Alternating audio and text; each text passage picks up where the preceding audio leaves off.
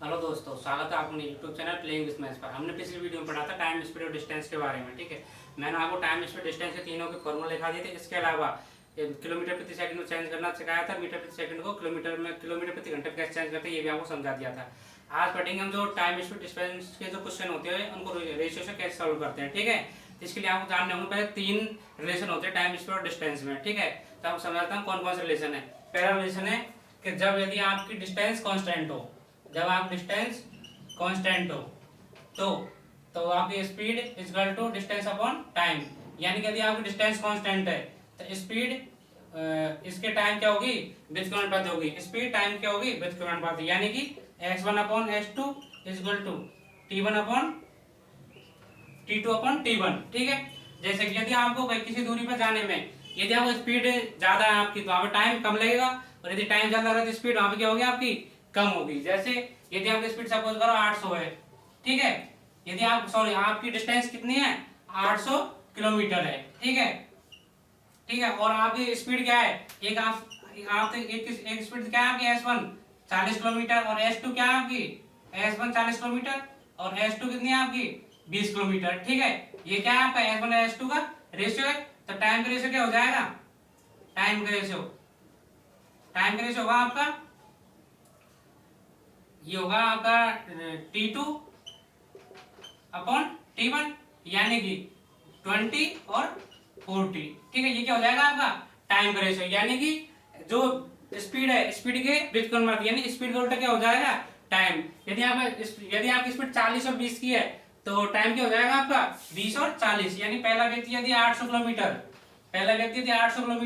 40 की स्पीड जाता है तो देखो 1 0 कैंसिल, और 4 2 8, मतलब कि 20 आवर लग रहा है टाइम। ठीक है, और यदि 800 की स्पीड 800 डिस्टेंस को S2 स्पीड क्या है 20, यदि 20 की स्पीड ज्यादा है 1 0 कैंसिल, और 2 4 8, यानी कि 40 आवर टाइम लग रहा है। ठीक है, तो ये किसका हो गया आपका, कब, जब डिस्टेंस आपकी कांस्टेंट है तो स्पीड का जो रेशियो क्या होगा, टाइम के व्युत्क्रमानुपाती होगा। ठीक है, इसके अलावा सेकंड क्या है, सेकंड यदि आपका टाइम कांस्टेंट है, सेकंड क्या है आपका, यदि आपका टाइम कांस्टेंट है, यदि आपका टाइम कांस्टेंट है तो क्या होगा, यदि आपका टाइम कांस्टेंट है और डिस्टेंस बराबर स्पीड इनटू टाइम। यदि आपका टाइम कांस्टेंट है तो जो डिस्टेंस का रेशियो होगा वही किसका हो जाएगा, आपका स्पीड का रेशियो। ठीक है, इसमें क्या होगा, आपका टाइम कांस्टेंट होगा, यानी कि यदि आप स्पीड जो डिस्टेंस है वो d1 और d2 है तो आपका ये क्या हो जाएगा, स्पीड भी S1 रेशियो S2 हो जाएगा। ठीक है, जैसे यदि आपको सपोज करो आपको 40 आवर टाइम लग रहा है कि कहीं भी दो दूरी जा रही है। ठीक है, जैसे सपोज करो d1 है आपकी 800 किलोमीटर, ठीक है, और d2 है आपकी 400 किलोमीटर। ठीक है, d1 क्या है आपकी 800 किलोमीटर और d2 क्या है आपकी 400 किलोमीटर। ठीक है, अब निकाल, अब क्या है अपने पास टाइम दिया है कितना, 40 आवर, सेम टाइम लग रहा है दोनों को भाई। एक तो ए जा रहा है, एक बी जा रहा है।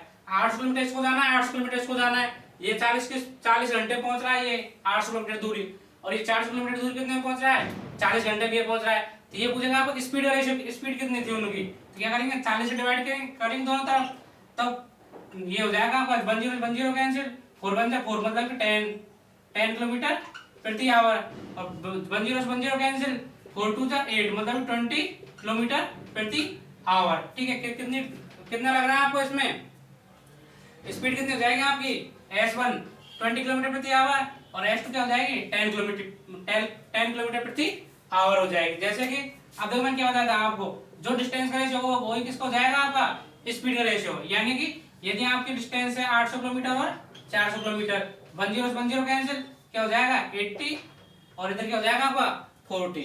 ठीक है, ये आपका हो जाएगा आपका, ये हो जाएगा आपका स्पीड का रेशियो। ठीक है, ये क्या हो जाएगा आपका स्पीड का रेशियो। आगे बात समझ में, तो क्या समझा, यदि आपकी टाइम कांस्टेंट है, यदि आपका टाइम कांस्टेंट है तो जो डिस्टेंस का रेशियो होगा किसका हो जाएगा, आपका स्पीड का रेशियो। और यदि आपकी स्पीड कांस्टेंट है, यदि आपकी स्पीड कांस्टेंट है, मतलब यदि आपकी यहाँ पे स्पीड कांस्टेंट है, ठीक है, स्पीड सपोज करो आपकी स्पीड है 50 किलोमीटर प्रति घंटे। ठीक है, और आपको दूरी कितनी जानी है, d1 डिस्टेंस तो कितनी है आपकी, d1 डिस्टेंस है आपकी 500, और d2 डिस्टेंस कितनी हो जाएगी आपकी 250। ठीक है, तो क्या करेंगे आप, देखो स्पीड से डिवाइड करेंगे तो टाइम का रेशियो आ जाएगा। स्पीड इधर को इधर भी इससे करेंगे 50 डिवाइड, तो देखो 1 0 1 0 5 5 जा 25, 1 0 1 0 और 5 1 जा 5 मतलब भी 10। इधर क्या लग रहा है आपको, लग रहा है इधर 10 आवर और इधर क्या लग रहा है 5 आवर। कब? जब आपकी स्पीड कांस्टेंट है, ठीक है।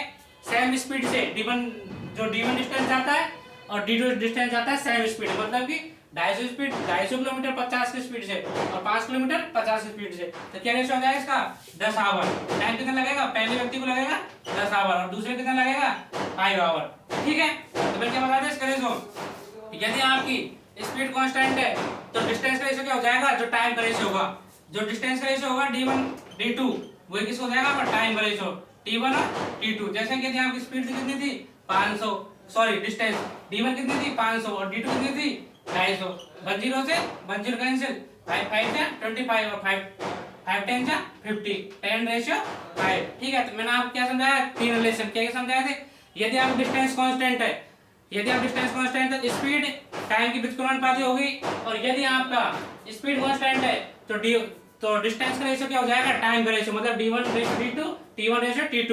और यदि आपका टाइम कांस्टेंट है, यदि आपका टाइम कांस्टेंट है तो जो डिस्टेंस का रेशियो होगा वही किसका हो जाएगा आपका स्पीड का रेशियो, ठीक है दोस्तों। इसके अलावा नेक्स्ट वीडियो हम इससे रिलेटेड क्वेश्चन करेंगे, ठीक है। मिलते हैं नेक्स्ट वीडियो में।